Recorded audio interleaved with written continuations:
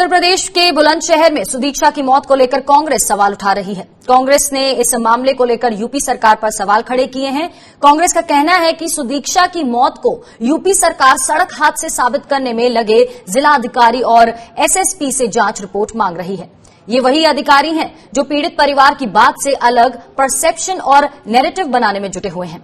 और कांग्रेस ने सवाल उठाया है कि अगर ऐसे जांच हुई तो पीड़ित परिवार को न्याय कैसे मिलेगा। कांग्रेस ने आरोप लगाया है कि यूपी में बीजेपी की योगी सरकार ने 3 साल में सिर्फ घटनाओं को दबाने और ठंडे बस्ते में डालने के लिए एसआईटी और जांच आयोग का गठन किया है। कांग्रेस ने कहा है कि इससे पहले भी जितनी एसआईटी और जांच आयोग बने उनकी कोई भी फाइनल रिपोर्ट नहीं आई है। ये बड़ा गंभीर विषय है उत्तर प्रदेश की बेटियों के लिए, लोगों के लिए, गरीबों के लिए। निश्चित रूप से आम आदमी जो असुरक्षित अपने आप को महसूस कर रहा है, निश्चित रूप से इस कानून व्यवस्था के सवाल पर कांग्रेस पार्टी विधानसभा में मजबूती के साथ इन विषयों और मुद्दों को उठाने का काम करेगी और सड़कों पर भी आंदोलन करेगी। तो यूपी में हम देख रहे हैं किस तरह से अपराधों की रोज एक न एक नई कहानियां सामने आ रही हैं। वहीं सुदीक्षा मामले में भी यहां जांच को लेकर कांग्रेस सवाल उठा रही है। हमारे साथ इस समय कांग्रेस से जुड़ चुके हैं अखिलेश प्रताप सिंह। अखिलेश जी, स्वागत है आपका। सर, जिस तरह से यहां जांच हो रही है सुदीक्षा मामले में, उसको लेकर सवाल उठाए जा रहे हैं आपकी तरफ से, आप लोगों को ऐसा क्यों लग रहा है कि यूपी सरकार इस मामले में सिर्फ खाना पूर्ति कर रही है और कहीं ना कहीं इस मामले को दबाने की कोशिश हो रही है? क्योंकि यूपी सरकार का अतीत का ऐसा इतिहास ही है जहां कहीं भी महिलाओं के या बच्चियों के साथ इस तरह से घटनाएं हुई हैं, यूपी सरकार का रिकॉर्ड ट्रेंड रहा है कि वो पीड़ित के साथ ना खड़े होकर के दोषियों के साथ खड़ी। इसलिए इस सरकार पे शंकाएं हो रही हैं। आपको खुद पता है कि आज कितने ज्यादा यहाँ पे महिलाओं का उत्पीड़न और उनके ऊपर अत्याचार, ये सब चीजें हो रही हैं। बेटी बचाओ बेटी पढ़ाओ का नारा देते हैं और क्या होता है बेटी के ऊपर? ये सब किस लिए हो रहा है, क्यों हो रहा है, कार्रवाई क्यों नहीं हो रही है? तो कार्रवाई क्यों नहीं हो रही है, ये सवाल यहाँ कांग्रेस उठा रही है और जिस तरह से हो रही है उस पर भी यहाँ सवाल उठ रहे हैं। हमारे साथ अनिला सिंह, नेता बीजेपी, जुड़ चुकी हैं। अनिला जी, यूपी में एसआईटी के गठन पर यहाँ कांग्रेस सवाल उठा रही है और साफ कह रही है कि यहाँ मामले को दबाने के लिए इस एसआईटी का गठन किया जाता है। आपका क्या जवाब है इस पर? देखिए, ये विरोधी दल में है तो ये तो इनका कर्तव्य है कि अगर साक्षात ईश्वर भी आकर धरती पर उतर आएंगे तो उस पर भी ये प्रश्न उठा देंगे कि भाई ये कौन से राम है, ये कहाँ के राम है, ये नेपाल के राम है कि ये भारत के राम है। तो ये तो प्रश्न उठाने का काम है इनका, ये प्रश्न उठाते रहे, अच्छी बात है। ये अच्छे लोकतांत्रिक प्रक्रिया का एक हिस्सा है।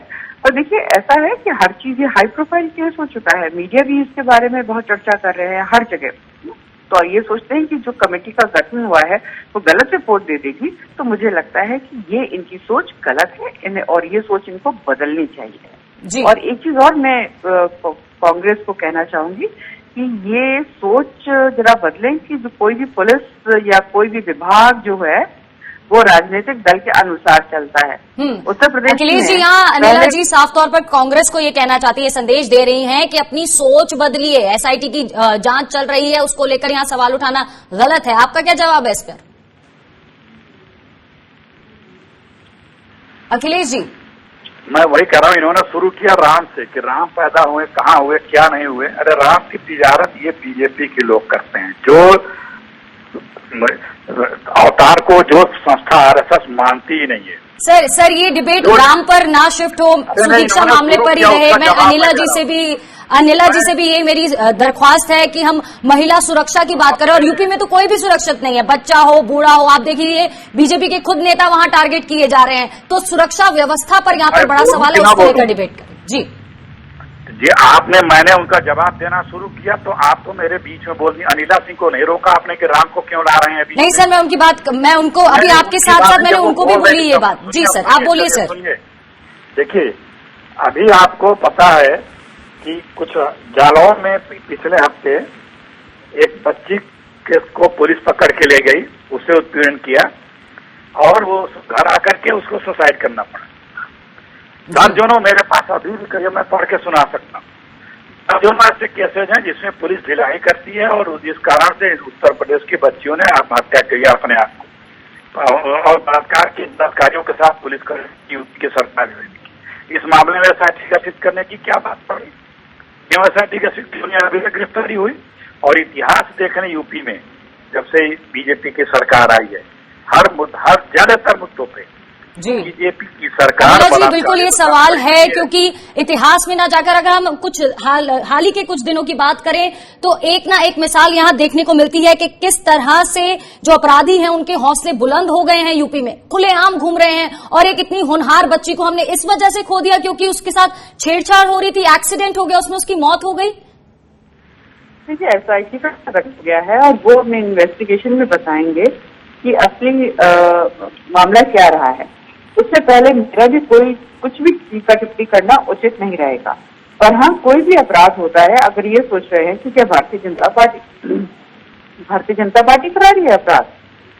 भारतीय जनता पार्टी के जो मुख्यमंत्री हैं उत्तर प्रदेश में, अपराधी उनसे खौफ खाते हैं, उनको किसी परिवार को नहीं पालना है बैठकर यहाँ पर। लेकिन मीरा जी, जिस तरह से कुछ एग्जाम्पल सामने आ रहे हैं, जिस तरह से वारदातें सामने आ रही, कहीं ना कहीं वो खौफ नजर नहीं आ रहा उन अपराधियों के आंखों में, और कहीं ना कहीं जो लगाम जिस तरीके से कसनी चाहिए उनकी, वो कसती हुई नजर नहीं आ रही है। तभी ये सवाल उठाए जा रहे हैं, चाहे विपक्ष उठा रहा है, चाहे हम एक आम आदमी उठा रहा हो। बहुत बहुत शुक्रिया नीला, अखिलेश जी, आप दोनों का हमारे साथ जुड़ने के लिए।